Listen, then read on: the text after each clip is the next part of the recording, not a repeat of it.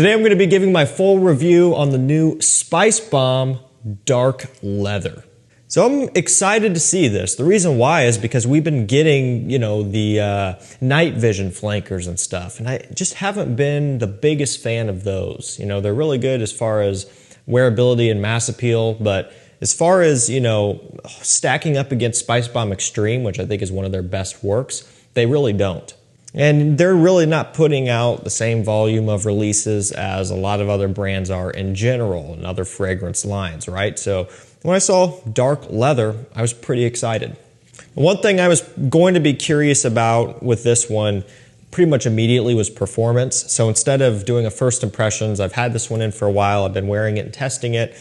And so we're going to be covering the performance today, just to kind of give you guys an idea, which is going to be a deciding factor on whether or not you want to make the purchase.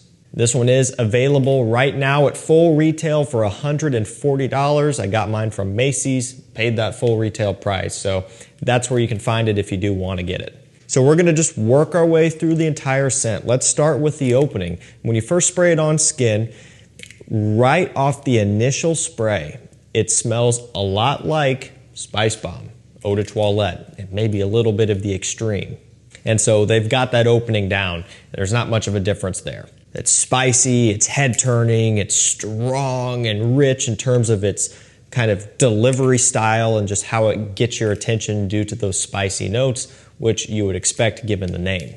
Once it starts to settle though, that's when you get a little bit of the leather accord that you would expect to get given the name, right? So off the initial spray, initial opening, don't really get any of that. Smells just like typical Spicebomb. Once it starts to dry down, the dark leather comes into play. Now the leather is not going to be a super animalic or potent or strong or off-putting leather accord. Again, we're still talking to designer here. It's going to be more kind of designer level, relatively mild leather. However, you do pick up on it, which is good. That's kind of what we're hoping for here.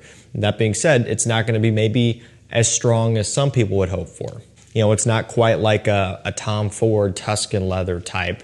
More so like an ombre leather, just kind of a bit lighter, a bit more of a fresh take. It's just going to be probably more appealing to a wider variety of people.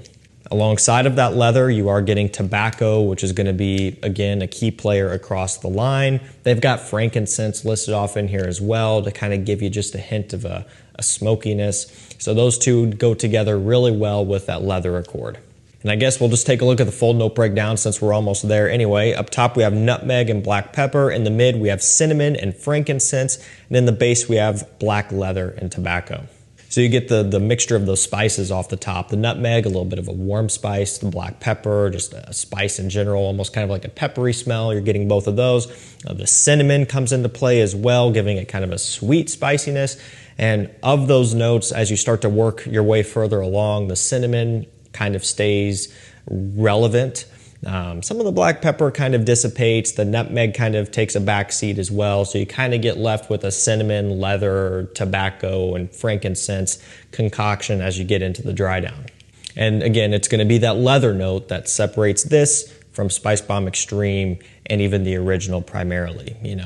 Although I will say, it's not going to be like a drastic difference. If you've smelled Spicebomb Eau de Toilette, if you've smelled the Extreme, this is not going to be too far from those. And I think that's going to definitely hold some people back.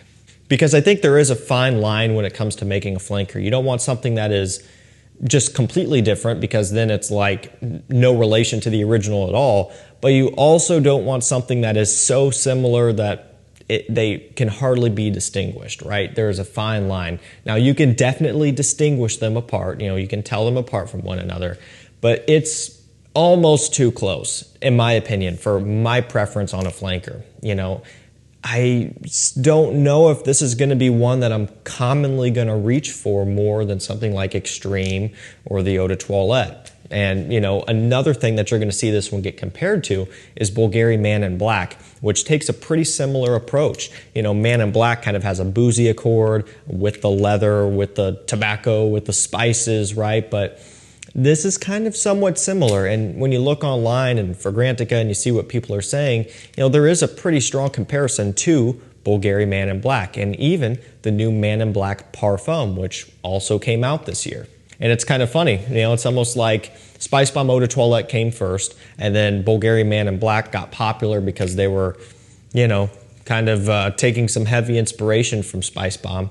And now it's almost like Viktor&Rolf years later, it's like they're getting payback. They're like, okay, now let's kind of, clone the clone, so to speak. Let's kind of try to get back at Man in Black. That's kind of how it feels. As you get further along into the dry down, the leather continues to stay at the forefront. It is the star of the show.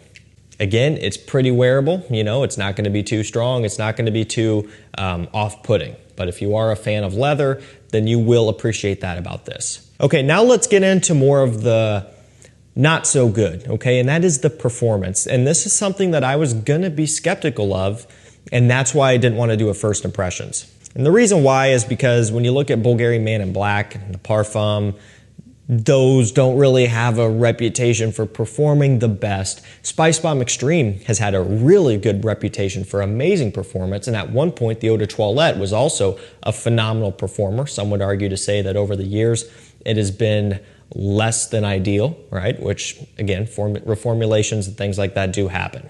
And so I just wanted to give this one some testing first. So yeah, again, performance, it isn't all that great. And it bums me out. I was hoping for this one to be a powerhouse like Spicebomb Extreme to kind of continue on that, legacy, right? Because Extreme was known for being a great performer and still is, and just known for being just a fantastic flanker with that tobacco, vanilla, pepper mixture. But I can't really say that that's the case here. It's very soft. So like a couple sprays on your skin, you're not getting much projection out of it. When I was testing this one, and I've got it on my hand right now, by the way, too, as I go through testing it, you really have to bring it pretty close up to your nose to be able to pick up on it. And that is very uncharacteristic for Spicebomb. The Eau de Toilette got popular because of its massive projection and just how crazy loud and strong and even obnoxious it was. And Spicebomb Extreme kind of followed in a similar direction. So this one, it's not projecting very well.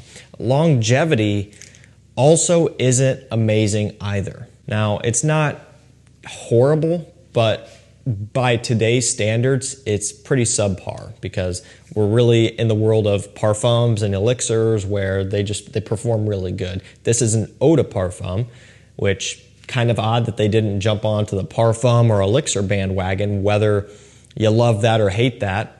At least some of these elixirs or parfums are performing good. This one, again, it's not really holding up to some of the others here. So longevity, it's around a 7-hour scent, 7.5. And again, that's not completely horrible, but it also isn't nearly as good as Spicebomb Extreme and OG Spicebomb Eau de Toilette. So where it stands right now as far as, retail price, $140, I just don't see that value there, okay? Once it hits discounters and you can get it for under $100, right? Now we're talking, because that leather subtlety is nice, and I do like that a lot, but the performance does leave a bit to be desired. And again, the leather, that small hint of leather is the only thing that's really separating this from the others. I wish they would have thrown something else in. I wish they would have maybe made the leather a bit more strong and potent. I wish the scent overall was just a bit heavier and richer, but it is what it is. I was really looking forward to this one, and I don't think it's bad, but it didn't quite meet my expectations. And honestly, if I were to put this up against Bulgari Man in Black Parfum, right now I'm kind of digging Man in Black Parfum a bit better. Now that might change, who knows, right? It's still summer.